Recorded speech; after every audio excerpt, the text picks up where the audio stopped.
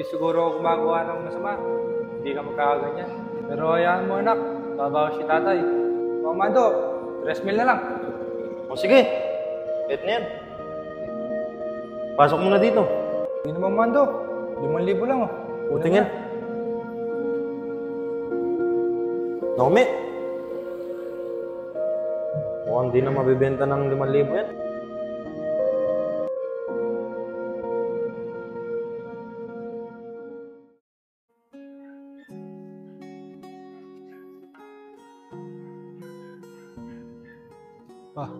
Tanghali na. Wala pa rin ako nabibiktima.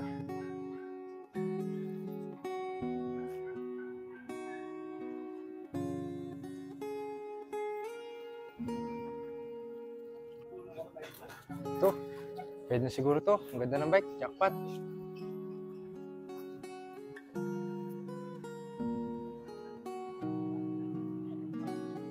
Bili po. Bili pong bearing. Oy! Bike ko yan!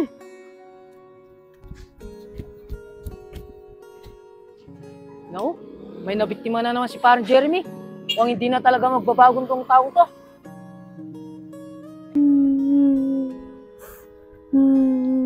Bata, na paano ka? Ba't ka umiiyak?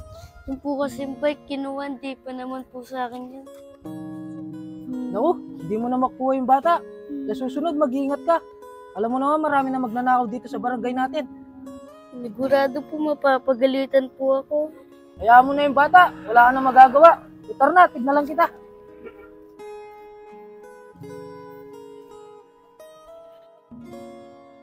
Mando, 5,000. Bigay ko na sa ito. Naomi, napakataas naman. Alam ko naman na galing lang sa nakaw yan.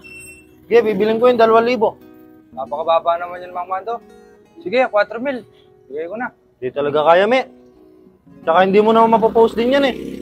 At tsaka wala na ako tutubuan dyan kung kukunin ko ng 4,000 yan. Mang Mando, 3,000 na lang. O sige, kahit na yan. Pasok mo na dito. Oh.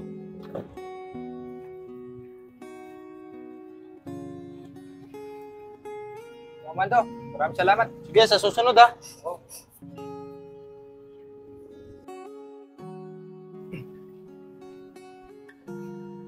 Ba pre, dami niya na. Oo. Pasalubong ko kasi sa inaanak mo. Nakapag-extra kasi ako eh. Kapag-extra ba talaga pre? O galing sa nakaw? Ba pre, di ko gusto yung tapos ng dila mo ah. Nakita kita kasi kanina. Kinuha ko yung bike ng bata. Nakita ko nga yung bata, umiyak siya. Hindi ka ba naawa sa kanya pre? Hindi man nga sa kanya yung bike, hiniram niya lang. Alam mo pre, sa panahon ngayon, mabilis ka maawa, magugutom pa. Pero pre, kaya mo bang pakainin yung inaanak ko? Yung galing sa nakaw? Wala eh, ito lang kasi yung pag-asa ko. Tsaka ito na din yung ginalagyan ko. Alam mo ba pre, lahat ng perang nakuha mo sa maling paraan, babawin ng tadhana yan sa masakit na paraan. Kaya pre, huwag tayong manglamang ng kapwa. Pasensya ka na pre. Ito lang kasi yung tanging paraan para mabuhay ko yung inaanak mo. Sige pre, basta ako, sinabihan lang kita. Paano ba? Dito na ako. Sige pre. Sige. Nak, Oh, tay, nandiyan na po pala kayo. Ano po yan, tay? yung anak, pasalubong ko sa'yo. Nakapag-extra kasi si tatay eh. Tay, sarap naman po nito. Oo anak, oh, sabi mo na. Magpapahinga lang si tatay. Sige po, tay, salamat po. Oo.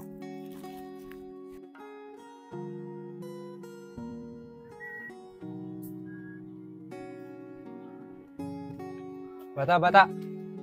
Pwede ba akong magtawag sa cellphone mo? Kakamustahin ko lang ang anak ko sa probinsya. Oh, sige po, ito po.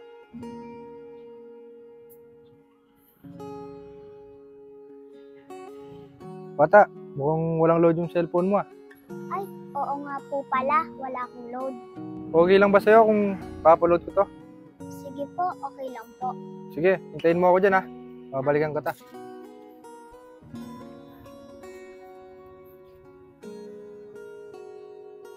Sige naman Mando, 5,000 lang oh. Kunin mo Tingin. na. Naomi. Mukhang di na mabibenta ng 5,000 yan. Baka 3,000 nga. Mahirapan ka na magbenta dyan. Kung gusto mo, hanap ka na muna ng ibang mapagbebentahan mo. Hindi Mang Mando, alam mo naman na takaw lang to. Tsaka lahat ng ninanakaw ko, sa'yo lang nabibenta. Gusto mo Mamando, salubong tayo, 3,000. Sensya ka na talaga, me. Gusto mo, 2,000 ngayon na ngayon, kukunin ko. Sige Mamando, bigay ko na, kaysa sa hindi mabenta to. Wait lang. Oh, agin na yun, baka masundan ka pa nila dito. Sige Mamando, salamat, sa huli din. Oh, sige. Gandaan mo naman sa susunod. Oo. Kuya, Oh, bata. pwede po makihiram ng cellphone nyo? Pwede po ba ako makitawag? Tawagan ko lang po yung cellphone ko. Di na po kasi binalik ng mama. Naku, panigurados, parang Jeremy na naman yung may kagagawan nito. Oh, bata, ba't ka naman nagtiwala? Alam mo naman dito sa barangay natin, marami nang magnanakaw. Sabi niya po kasi, tatawagin niya lang po yung anak niya sa probinsya. Panigurado bata, di na may babalik yun, kaya umuwi ka na.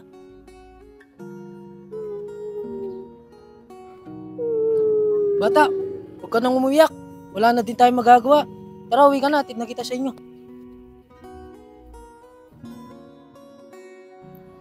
Easy money na naman. Buti nakita ko yung bata, kung hindi wala akong mabibiktima.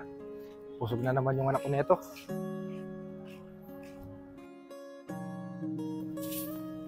Lak! Ba, nasaya si Brutus. Oh, anak! Andiyan ka lang pala. Hinahanap pa naman kita. Oh, pera mo. Tigil sa tayo. Lagi naman po nito, tay. Oh, anak. Nakapag-extra kasi si tatay doon. Tsaka bilhin mo na lahat ng gusto mong bilhin. Salamat po, tay, ah. Napakaswerte ko po talaga sa inyo. Lahat po ng gusto ko, ibibigay nyo. Oh, anak. Gagawin lahat ni tatay para mabili mo lahat ng gusto mo. Sige na, anak. Bili mo na yung gusto mong bilhin. Sige po, tay. Salamat po talaga.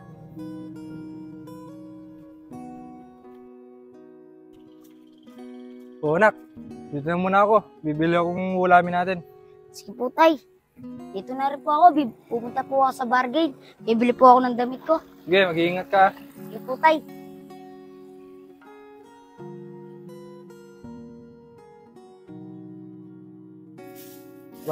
Kanina pa si Brutus ah. Hanggang ngayon, wala pa. Saan na kaya napunta yung bata niya?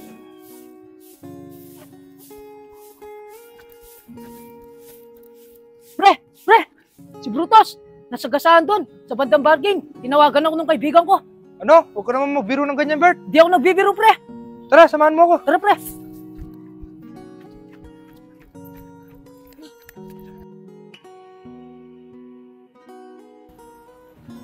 Pre, salamat ka. Ganyan lang yung nangyari sa anak mo. Hindi masyadong maluba.